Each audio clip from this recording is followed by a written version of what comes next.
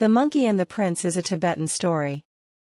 Tibetan fairy tales are strongly influenced by Buddhism and nature beliefs, and many preach the importance of human virtue and harmony. Once upon a time, at the foot of the mountains in Tibet, there was a beautiful kingdom.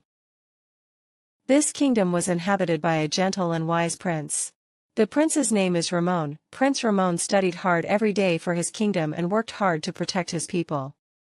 One day, while the prince was walking in the royal palace garden, he suddenly saw birds flying in the sky. The birds flew freely in the sky, feeling the wind and flying happily. When the prince saw this, he thought to himself, "Why can't I fly freely like that?" At that time, a monkey suddenly appeared in the garden of the royal palace. This monkey spoke to the prince. "Prince, what's wrong? It looks like you're looking up at the sky so much and thinking about something." The prince replied to the monkey, "I want to fly freely like birds. But I have a responsibility as a prince and I can't do that." The monkey smiled and said, "Then let me tell you. I know how to fly." Said. The prince was surprised. "Do you know how to fly?" The monkey nodded. "Yes, I have seen many places over the mountains. I learned how to fly from a wise man when I was traveling." The prince asked the monkey curiously. "Can you tell me how to do it?" The monkey replied after thinking for a moment. "But, Prince, the way to fly is not easy. It requires a free mind and true courage. Let's see if you have it." The prince said with determination. "I'll take any test, tell me." The monkey nodded in satisfaction and led the prince deep into the mountains.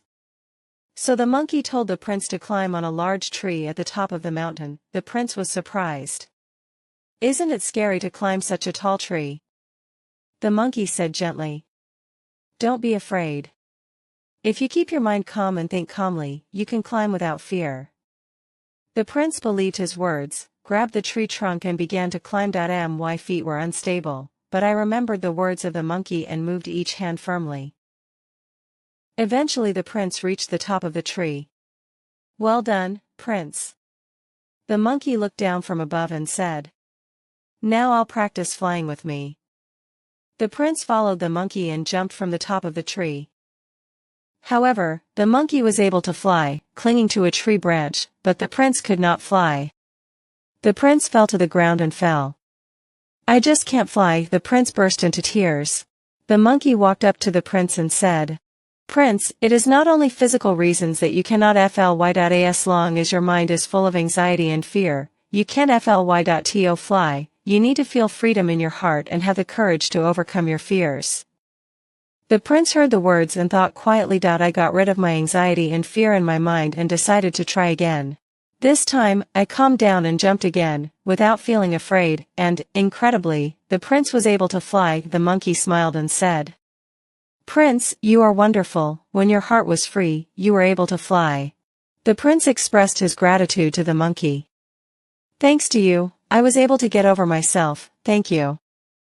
Later, the prince flew with the monkey and learned the importance of freedom and courage, and when the prince returned to the kingdom, he was able to help people more kindly and bravely. End.